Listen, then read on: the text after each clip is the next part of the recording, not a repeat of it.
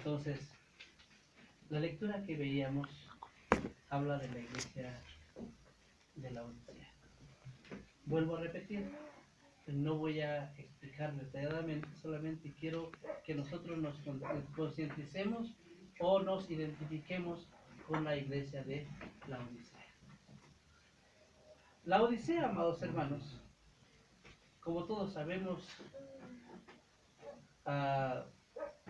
su ubicación era al suroriente de Lidia, que estaba sobre el río Lico y Colosas y también Filadelfia, o sea, una iglesia donde estaba rodeada de otras iglesias.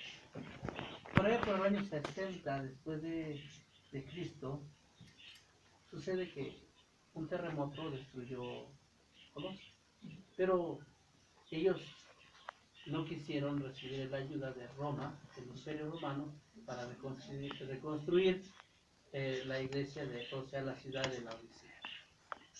Su economía, sabemos muy bien que era una ciudad muy rica en economía, tenía sus bancos, además tenía industrias, que la manufactura era de que con la lana hacían unos vestidos muy finísimos, vestidos brillantes, de mucho precio, y también tenían una escuela de medicina donde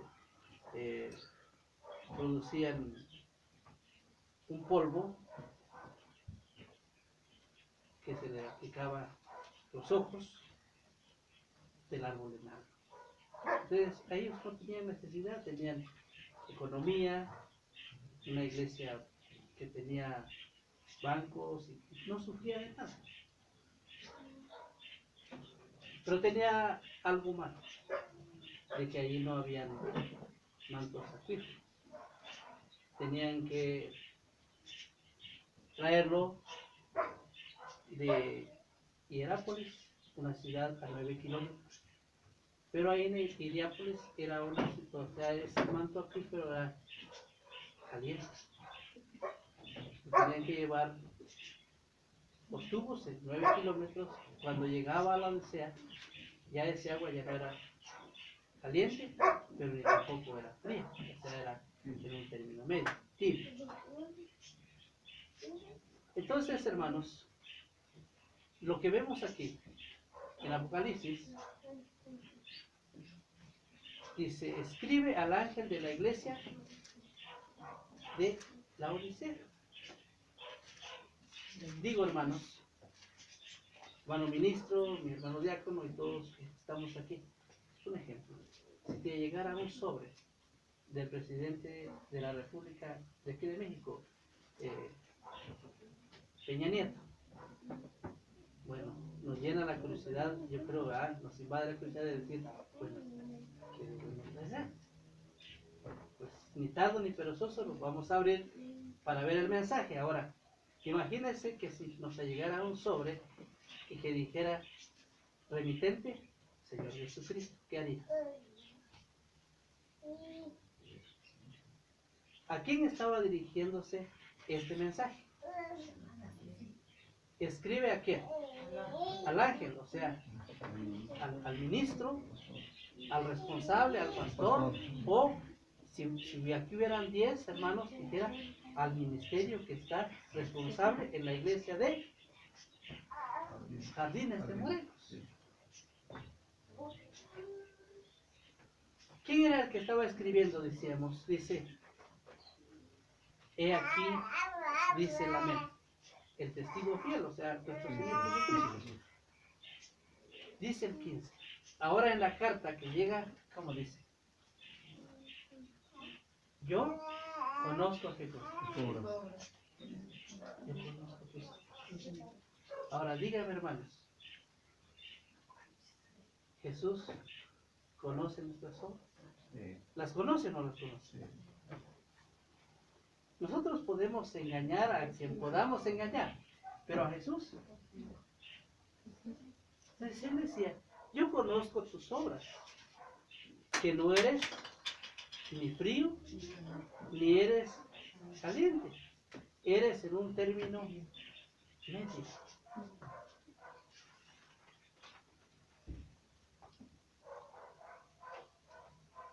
La iglesia de la Odisea era una iglesia conformista. Como tenía riqueza, confiaba en su riqueza. Como había medicina para sus ojos, pues se aplicaba el medicamento y no tenía problemas visuales.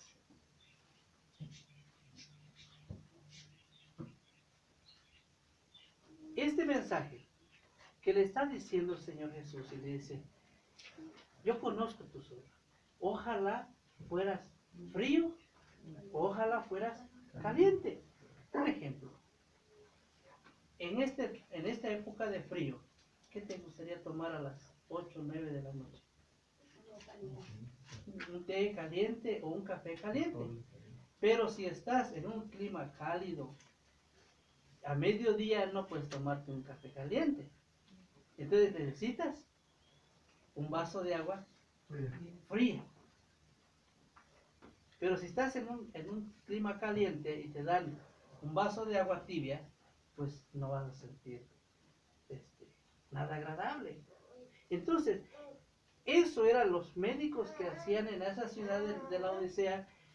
Para muchas enfermedades le daban que bebieran el agua tibia. Y lo que hacían aquellos enfermos era expulsar sus enfermedades porque bebían demasiada agua tibia. Entonces, aquí Jesús está diciendo, yo conozco tus obras. O sea, los conozco a ustedes. Y no me pueden engañar. No eres ni frío, ni eres ni caliente. ¿Qué nos está queriendo decir? ¿Cómo está? Como lo que hablábamos en la mañana. ¿Cómo está el estado anímico de la iglesia?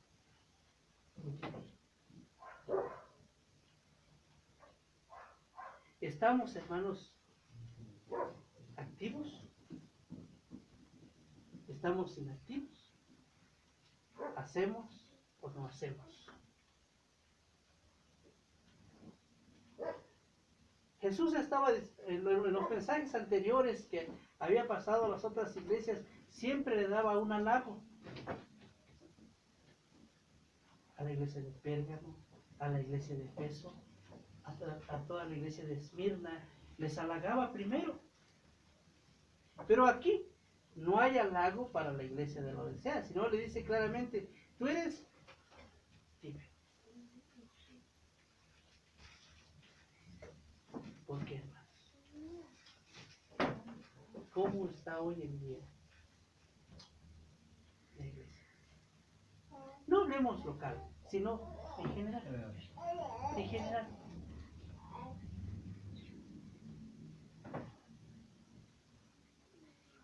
Ahorita vienen las festividades decembrinas, ¿verdad?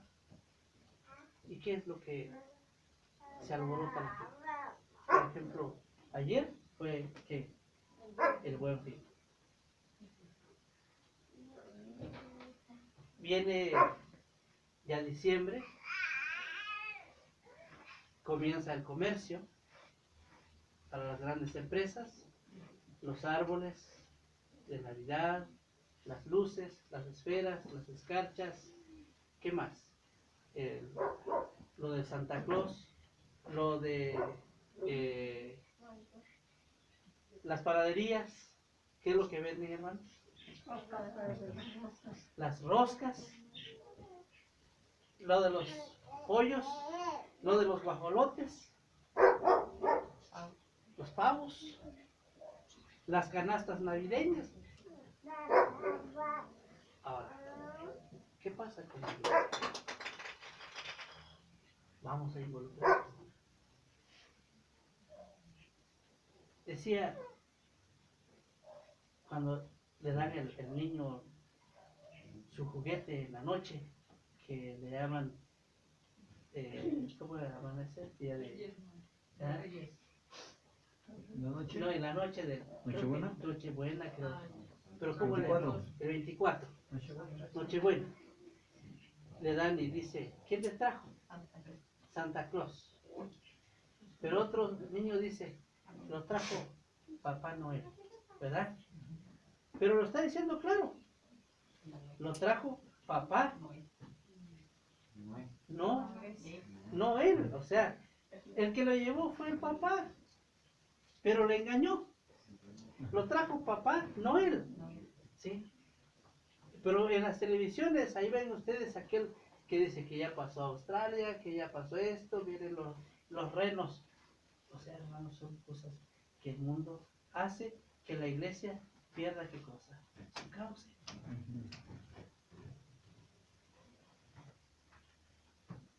En las escuelas distraen a los jóvenes. Por A o B los involucran en que traigan un intercambio de trabajos. Y hasta le dan una cotización, no menor de 50 o no menor de 100 pesos. Amados hermanos, para ese tiempo la Odisea era tibia, ahora la iglesia, si eso nos ejemplifica a la iglesia de la Odisea en los últimos tiempos, lo que estamos viendo, ¿cómo está la iglesia? ¿Arrastra o no arrastra de pronto a los jóvenes?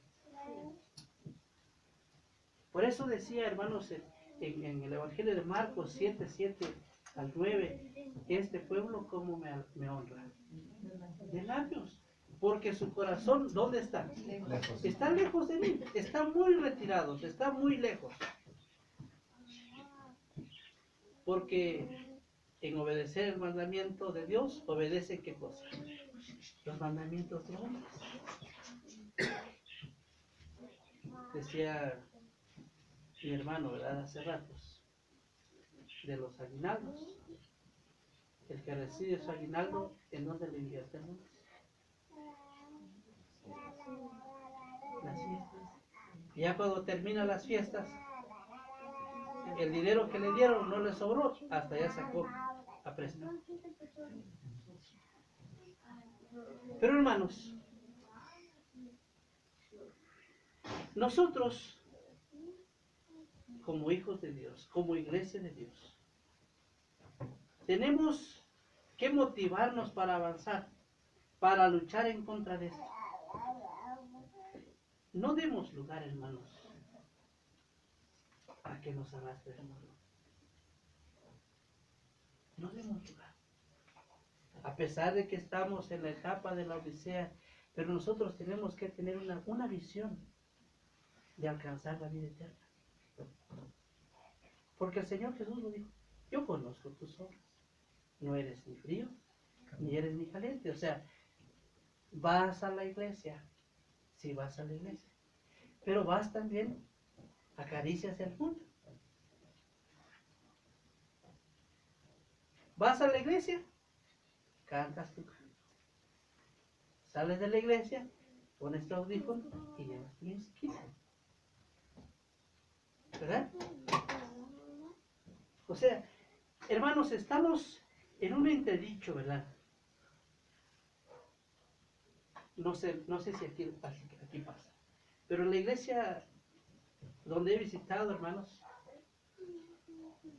hay hermanos o hay hermanas que vienen a la iglesia. Se sientan. 10 minutos están semidormidos. En 15 minutos se durmieron. No sé si sea aquí pase lo mismo, pero he visitado hermanos. Y había un hermano que dijo, hermanos, hoy es sábado. ¿A qué hora se durmieron? No, pues a las 10 de la noche. Duérmase a las 8. Duerma 2 horas más para que no venga a dormir a la iglesia. Yo, dice, el ministro decía, yo hermanos, llegué a la casa a la 1 de la mañana. Me tengo que levantar a las 6, a las 7 y no me da sueño. ¿Pero por qué da sueño, hermanos? ¿Por qué da sueño? No, falta de interés, hermanos. Hay una falta de interés de crecer dentro de la iglesia. Por eso, hermanos, la iglesia es una iglesia con una actitud indiferente. Acaricia lo terrenal, rechaza las cosas de Cristo. No hay un celo o algo que le motive para crecer. Por eso, hermanos, decía en Mateo 7:21, decía, no todo el que me dice Señor, Señor, ¿qué cosa? Va a heredar el reino de los cielos. ¿Sí? No todo el que me dice Señor, Señor, sino el que hace realmente la voluntad de nuestro Dios. Entonces estamos de acuerdo, ¿verdad, hermanos? ¿Cómo se sentía, hermanos? ¿Esa iglesia de la Odisea se sentía rica o no? Sí. Dijo, decía, yo no tengo necesidad. Tengo necesidad de nada. Tenía sus bienes. O sea, económicamente estaba bien. Ahora digo, hermanos, nosotros ¿cómo estamos? Económicamente, ¿cómo estamos? No tenemos. Pero nos gustaría o no nos gustaría tener. Ahora digo, hermanos, ¿es malo tener dinero? No. ¿Qué decía el apóstol Juan, verdad? Creo es 3:2. Tercero de Juan, verso 2, decía, espero que seas prosperado como tu alma que cosa está en prosperidad. O sea, tener no es malo. Lo malo en dónde está. En administrarlo o de dónde venga. Esas fuentes. Perfecto.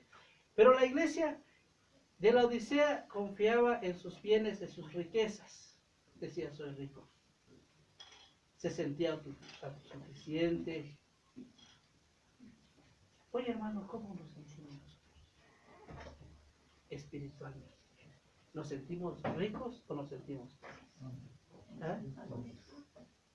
¿Cómo deberíamos ser? ¿Deberíamos ser ricos o deberíamos ser pobres? Espiritualmente. Ricos. Los voy a dejar. Analicemos. Pero hermanos, la riqueza que nosotros teníamos. ¿A poco, hermano ministro, no le gustaría tener un templo que usted fuera pastor como lo que estaba allá en Río Blanco? ¿Le gustaría o no? Dice, mira, hermanos, este es el templo que con la ayuda de Dios, no así se sintió Nabucodonosor, ¿verdad? ¿Qué dijo? ¿Y qué pasó, hermanos? Humillado. Fue humillado. Entonces, hermano, dele gracias a Dios con esto. Y si Dios le permitiera, si queda un metrecito más, dele gracias a Dios. ¿Por qué? Porque esa es la gran misericordia de nuestro Dios. Realmente, hermanos. Entonces, nosotros, hermanos, queremos sentir el elogio. Que te abracen, que te apapachen, que te sientan. Pues siéntese aquí, que coma usted acá, y que mire usted para acá. O sea, queremos sentirnos ricos, halagados, pero no, hermanos. Eso era lo que se sentía la Odisea, se sentía, como dijera yo, inflados, como el pavo real. Entonces, hermanos, no, nosotros debemos ser una iglesia real y tal y como somos.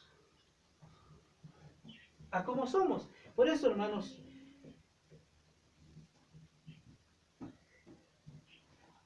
en la iglesia, ¿qué pasa? ¿Hay o no hay crítica? Sí, hay hermanos que solamente vienen por criticar. No, que la hermana el mismo vestido trae. Y que el hermano, ¿por qué no se cambia la corbata? Que la misma corbata. O que el hermano solamente esos himnos canta. El hermano no sabe predicar. Esa hermana, o sea, y ellos, y el que está criticando. ¿Creen que pasa en la iglesia? ¿Cómo es eso, hermanos? ¿Está frío, está caliente o está tibio? Tibio.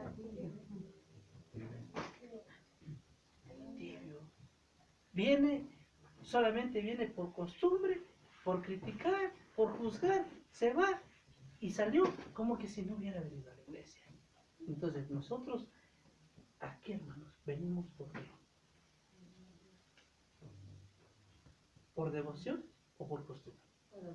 Debemos de venir por devoción, para honrar y glorificar y bendecir el nombre de Dios. Y cuando salgamos ¿cómo? Gozosos, gozosos.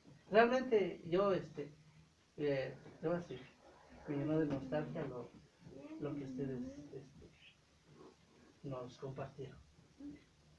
Si no me corrió lágrimas, ¿verdad? Fue porque me aguanté. Pero realmente, hermanos, me llena de nostalgia. Y como eso, hay muchos ejemplos más que seguir. Decía, amados hermanos, yo conozco tus obras, que eres, como dijo, tú eres un miserable, ¿no? Así le dijo, hermanos. Tú dices, yo soy rico, dice el verso 17. Tú dices, yo soy rico, que no tengo necesidad de nada. Y no conoces que tú eres ¿cómo? Eres un pobre, eres un desventurado, eres ¿qué más? Eres un cuitado, como queriendo decir, no tienes nada, eres un, voy a cambiar esto, eres un limosnero, ¿verdad? No tienes nada. Y tú dices que eres esto, pero no tienes. Ah, pero dígame, hermanos, Dios es misericordioso, ¿no? Sí. ¿Qué dijo? Yo te, ¿qué cosa? Yo te aconsejo. Qué precioso, ¿verdad? Dijo, yo te aconsejo que de dónde compres oro. De mí. Dijo, yo te aconsejo que de mí compres oro. Ahora, ¿podemos nosotros mandar a comprar oro con nuestros dioses, no? ¿A cómo dará el kilo? ¿O el gramo? Realmente yo no conozco de oro ni cuánto vale un gramo, pero ahora si Dios nos lo vendiera, ¿cuánto podrá valer un gramo de nuestros dioses? Entonces, hermanos, no es que compremos un oro real que lo podamos exactamente mostrar al público, no. Lo que está diciendo nuestro Dios es que nosotros tenemos que pasar por pruebas para poder alcanzar la vida eterna. Voy a leer nomás un pasaje. Primera de Pedro 1:7. Nada más un pasaje para que de esto, porque le dije que voy a hacerlo lacónico, hermanos. Primera de Pedro 1:7. Dice así: para que la prueba de vuestra fe, mucho más preciosa que el oro, el cual perece, bien que sea probado con fuego, sea hallada en alabanza, gloria, honra, cuando Jesucristo fue manifestado. ¿Qué tenemos que pasar?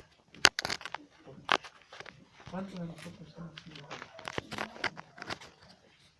¿Ya hemos sido probados? Y si no hemos sido probados, ¿nos gustaría ser probados? Imagínense, la vida de Job. ¿Fue probada o no? Sí. ¿Pasó la prueba? Sí. Mi hermano Raúl me ha contado mucho de la vida de nuestro hermano Alberto y todos ustedes, su servidor también. Aquí en Cuautitlán una vez estuve con una hija y me dijo el médico, ¿sabes qué? Está deshidratada total y ya esta niña se acabó. No perdí las esperanzas. Ahora mi hija tiene 25 años. ¿Por qué? Pero dice, yo te aconsejo que de mí compres, ¿qué cosa? Oro. Y luego dice también que tú estás desnudo, no tienes nada, quiero que compres oro para que seas rico y que compres vestiduras. ¿De qué color, hermanos? Dijimos, ¿de qué color eran los vestidos que hacían en la Odisea? No, eran vestidos de color negro. Claro, eran de lana. Pero ahora dice Dios, yo quiero que compres vestidos blancos. Pureza, justificación. ¿Qué dice en Apocalipsis 19:7, hermanos? Entonces, Dios quiere que compremos, o sea, que cambiemos totalmente. Decía allá en Isaías, ¿verdad? Si tus vestidos fueren rojos como el carmesí, yo los haré ¿de qué color, hermanos? Blanca lana. De blanca lana. Pero Él quiere que nosotros compremos, ¿dónde? Directamente con Él, sin proveedor, directamente con Dios. Nuestro oro, nuestros vestidos y ¿qué más? ¿Qué dice? 19:7. Sí, el 18. Para que no se descubra la vergüenza de tu desnudez y unge tus ojos con ¿qué, hermanos? Con colirio. Para que tengas exactamente una visión, una vista. Pero esta vista, hermanos, ¿creen ustedes que necesitamos de esto? No. Dios quiere que tengamos una buena visión en la palabra de nuestro Dios. ¿Por qué? Porque si nosotros vemos, hermanos, en 2 de Corintios 4, nos habla allí, 4:2, dice que Dios de este siglo, ¿qué hizo con la humanidad? Cegó el entendimiento, para que no resplandezca la luz del Evangelio. O sea, la humanidad camina espiritualmente ciegos. Ahora, a nosotros, hermanos, ahora nosotros estamos ciegos o ya vemos. Ya deberíamos de ver. ¿Por qué, hermanos? Porque dice allá en 1 de Juan 2:27.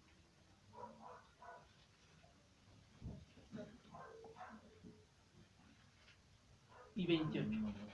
Pero la unción que vosotros habéis recibido de Él mora en vosotros y no tendréis necesidad que ninguno os enseñe. Mas como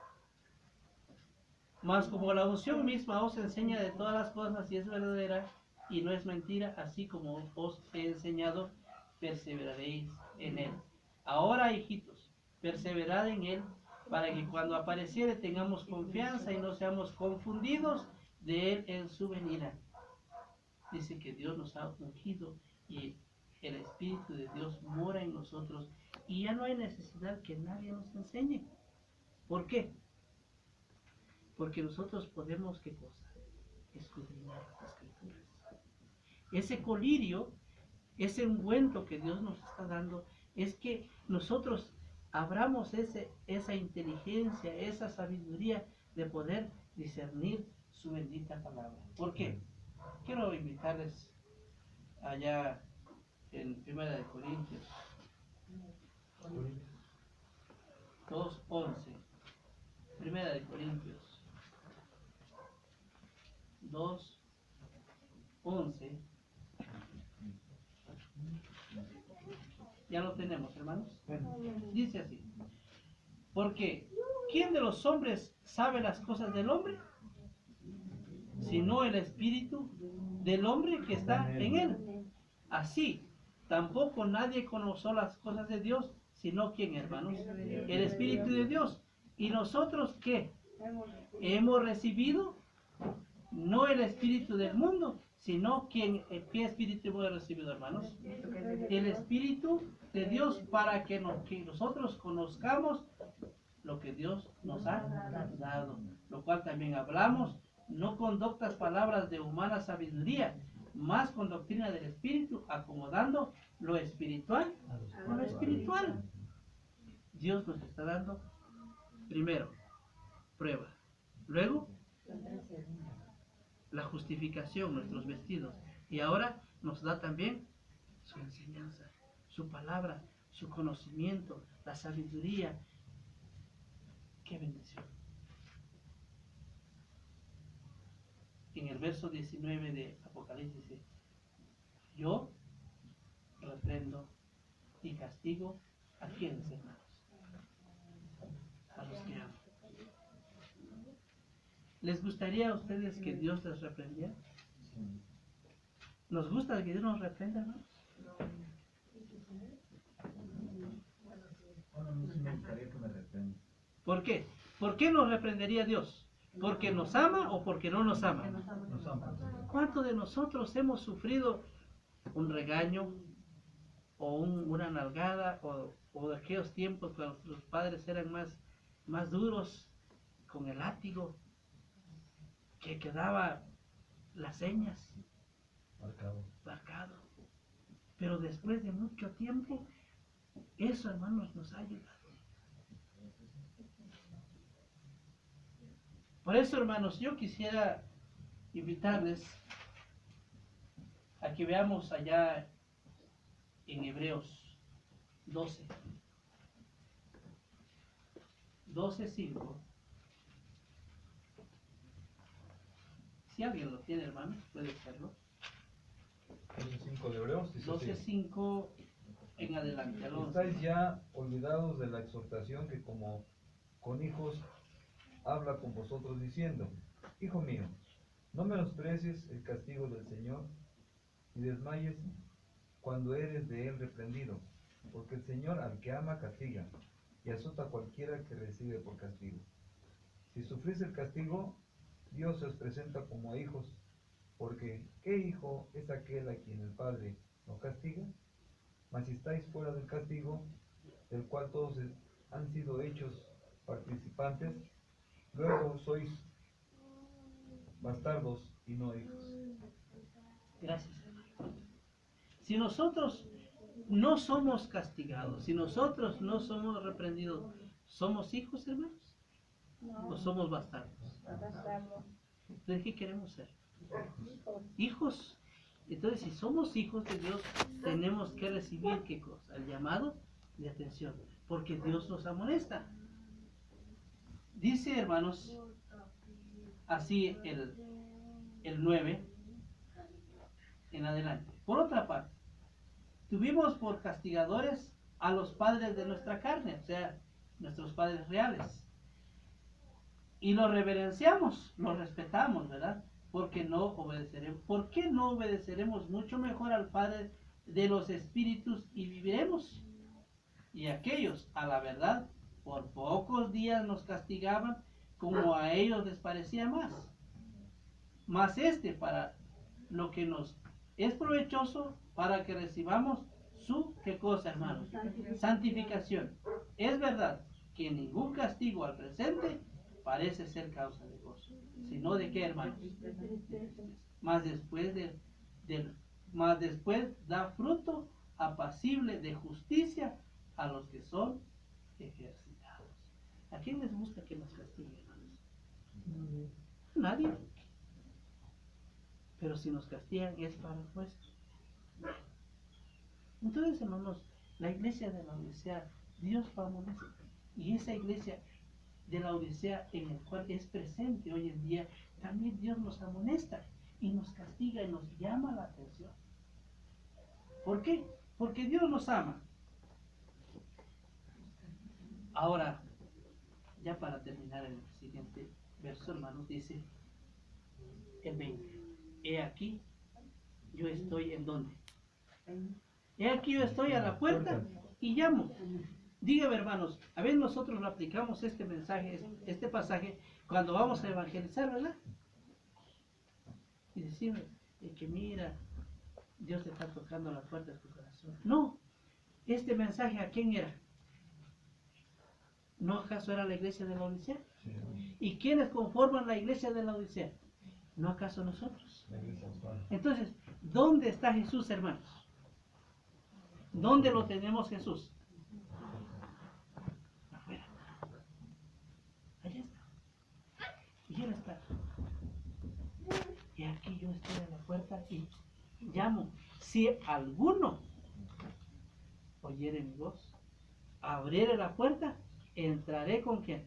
Con él. Cenaré con él y él conmigo. Me llama la atención cuando veo el mensaje también allá que habla en Cantares en su capítulo 5, cuando aquel marido llegó y tocó, y ¿qué dijo aquella mujer? Ya me he quitado mi ropa, mis sandalias. ¿Cómo es posible que vuelvo a levantarme? Mis pies se van a enfriar, se van a ensuciar. Cuando quiso aquella mujer salir a ver al esposo, es que el esposo había metido su mano en el cerrojo y había corrido mirra. Aquella mujer salió y lo halló, hermanos. Ya no. De la misma manera nos puede suceder, hermanos. Hoy Jesús está paciente, nos está llamando. Cuando vamos a querer venir a la iglesia, ya no hay oportunidad. Entonces, ¿qué tenemos que hacer? ¿Debemos de venir o no debemos de venir? ¿Debemos de acercarnos o no debemos de buscarnos? Buscar nuestra santificación, nuestra justificación. Orar, ayunar, evangelizar, predicar, ayudar al ministro, ayudar al pastor, ayudar a todos.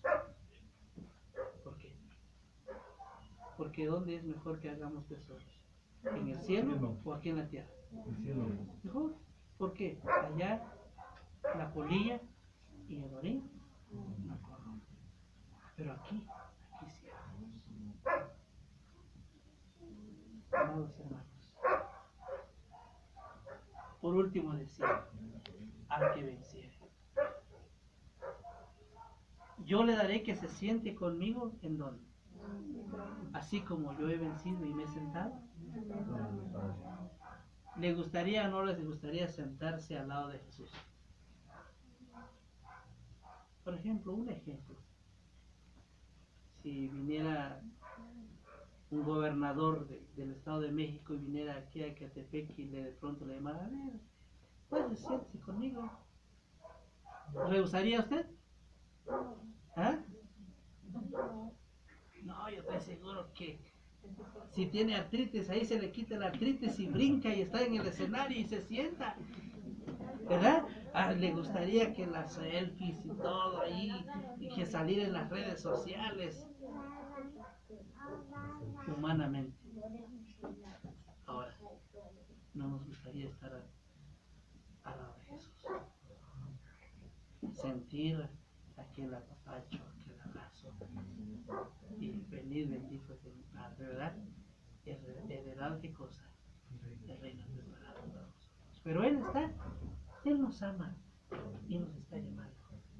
Por eso dice, por último, el que tiene oído. Ahora díganme, hermano, ¿tenemos o no tenemos? Tenemos, pero nos hacemos de qué? Nos hacemos del sordo, ¿sí o no, hermanos? Oímos cuando nos conviene. Cuando no nos conviene, nos hacemos del sordo.